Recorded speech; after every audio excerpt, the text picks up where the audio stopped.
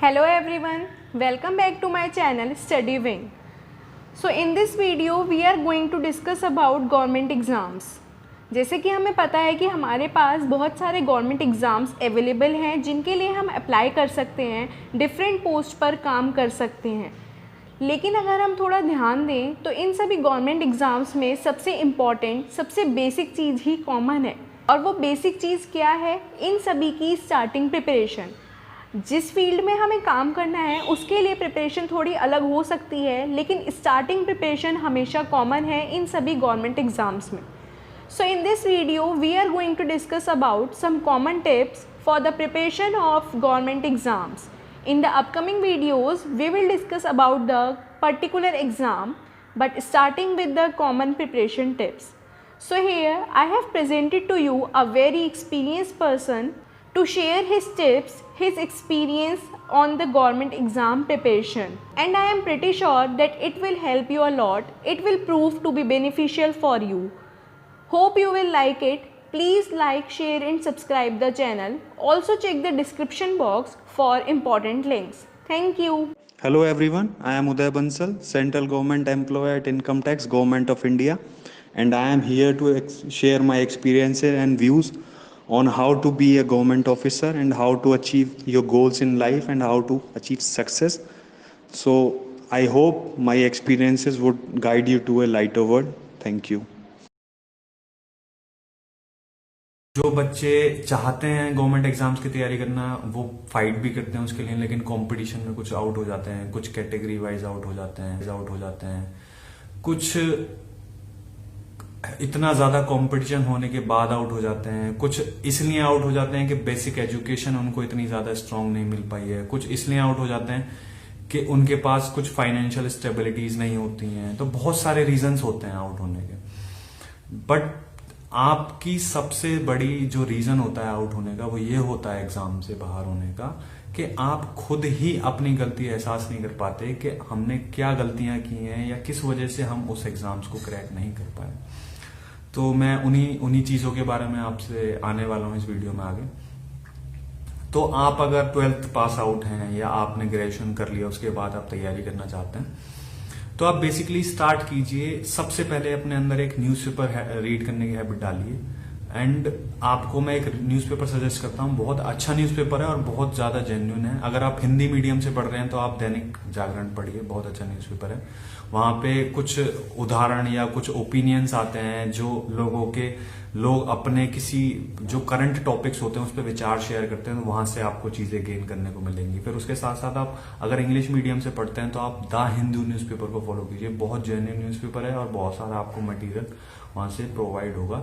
Editorial एक page होता है वहां से आप एडिटोरियल्स को रीड कीजिए। वो आपके इंग्लिश में, वो आपकी करंट अफेयर्स में, वो आपकी आंसर राइटिंग में, वो आपके गवर्नमेंट एग्जाम्स के अदर स्टेजेस में आने वाले डिफिकल्ट स्टेजेस जो होते जाएंगे वहां पर बहुत ज्यादा हेल्प करेंगे। वो आपको रीजन आउट करने का एक जरिया देते हैं, एक लाइन देते हैं कि आप चीजों में किस तरीके से रीजन आउट कर सकते हैं, कैसे आप इधर ना जाके उधर ना जाके एक सेंटर पॉइंट पकड़ सकते हैं अपने किसी भी विचार का। आप बड़े लोगों के साथ बैठे हैं तो आप कैसे डिबेट कर सकते हैं अपने पॉइंट को स्ट्रांग रखते हुए और अपने पॉइंट को दूसरों पर इम्पैक्ट डालते हुए अपने पॉइंट का कि आप कितनी अपनी जगह कितने सही हैं। तो बेसिकली आप न्यूज़पेपर से स्टार्ट कीजिए। उसके बाद आप एनसीईआरटीज को कवर कीजिए। एनसीईआरटी बहुत ज्यादा बेसिक चीजें हैं, तो आप एनसीईआरटीज को पकड़िए क्लास 6 से लेके क्लास 12 तक। अगर आप उतना नहीं कर सकते तो आप कोशिश कीजिए 9th, 10th, 11th and 12th class की एनसीईआरटी आप जरूर पढ़ें। That includes SST and science. आप उन दोनों को पढ़िए। मैथ्स के लिए आप कोई भी एक आरएस शर्मा, राकेश यादव, बहुत सारी अदर कॉम्पिटिशन्स की एग्जाम्स होती हैं, बुक्स होती हैं मैथ्स की, तो आप वहां से कोई एक अच्छी बुक उठा सकते हैं मैथ की। जैसे मैं आपको बता रहा हूँ आरएस अग्रवाल करके एक बुक होती है, और कोई भी आप एलिमेंट्री एजुकेशन की एक बुक उठा लें मैथ की, वहां से आप पढ़ सकते हैं। कोई मैथ की गाइड उठा लें, वहां से आप पढ़ सकते हैं। आप डायरेक्टली जिस भी एग्जाम की आप तैयारी करना चाहते हैं उसकी एक बुक सेलर से एक बुक खरीद के लाइए, स्पेशली मैथ्स की, वहां से आप पढ़िए। क्योंकि अलग अलग टॉपिक्स के हिसाब से अलग अलग मटेरियल्स आते हैं। किसी चीज में, किसी मैथ्स के टॉपिक में एडवांस ज्यादा होती है, किसी में अर्थमेटिक्स ज्यादा होती है। जैसे मैं बात करता हूँ बैंकिंग की तैयारी करने वाले लोगों के लिए चीजें कुछ अलग होती हैं, उसमें लॉजिकल थिंकिंग ज्यादा होती है क्वेश्चंस में। क्वेश्चंस अर्थमेटिक बेस्ड होते हैं लेकिन थोड़े लेंथी होते हैं, उसके लिए अलग बुक आप पढ़ सकते हैं। तो लेकिन आपको कहीं ना कहीं एक बेसिक नॉलेज होनी चाहिए अर्थमेटिक, एडवांस मैथ, इन चीजों के बारे में। तो उसको आप घर पे क्रिएट करना चालू कीजिए अपनी हैबिट को। आप RS अग्रवाल वगैरह बुक को खरीदिए, वहां से आप कवर करना चालू कीजिए। GS के लिए मैंने आपको बताया जैसे NCERTs हो गई। उसके बाद इंग्लिश के लिए आपका एक फर्स्ट ऑफ ऑल न्यूज़पेपर हो जाता है जो कि आपकी बहुत सारे डिपार्टमेंट्स में हेल्प करेगा। और भी उसके साथ साथ आप न्यूज़पेपर के साथ साथ इंग्लिश के लिए आप कोई अरिहंत पब्लिकेशन की बुक आती है उसमें, या फिर आप अदर बुक्स खरीद सकते हैं। जैसे कि अरिहंत के अलावा आपके लिए ऑब्जेक्टिव की बुक आ जाती है, इंग्लिश की ऑब्जेक्टिव बुक आ जाती है। आप बहुत अच्छे पब्लिकेशंस के साथ, ब्रदर्स पब्लिकेशन की बुक्स आती हैं इंग्लिश की, जो कंपटीशन एग्जाम्स की तैयारी कराती हैं। तो काफी बुक्स आती हैं जहां से आप पढ़ सकते हैं, जहां से आप अपनी इंग्लिश को इन्फ्लुएंस कर सकते हैं, अच्छा कर सकते हैं। जैसे मैं आपको बताऊं कि SSC के जितने भी सेंट्रल गवर्नमेंट एग्जाम्स होते हैं वहां से एक प्लिंथ टू पैरामाउंट करके एक बुक आती है जहां से आप बहुत सारी नॉलेज गेन कर सकते हैं, वोकैब इंप्रूव कर सकते हैं अपनी। तो वो बहुत अच्छी बुक है, आप वहां से पढ़ सकते हैं, प्लिंथ टू पैरामाउंट। उसके बाद मैथ्स के लिए मैं आपको बता रहा हूँ जैसे कि एक RS अग्रवाल, राकेश यादव, बहुत सारी बुक्स होती हैं जहां से आप उस चीज को पढ़ सकते हैं।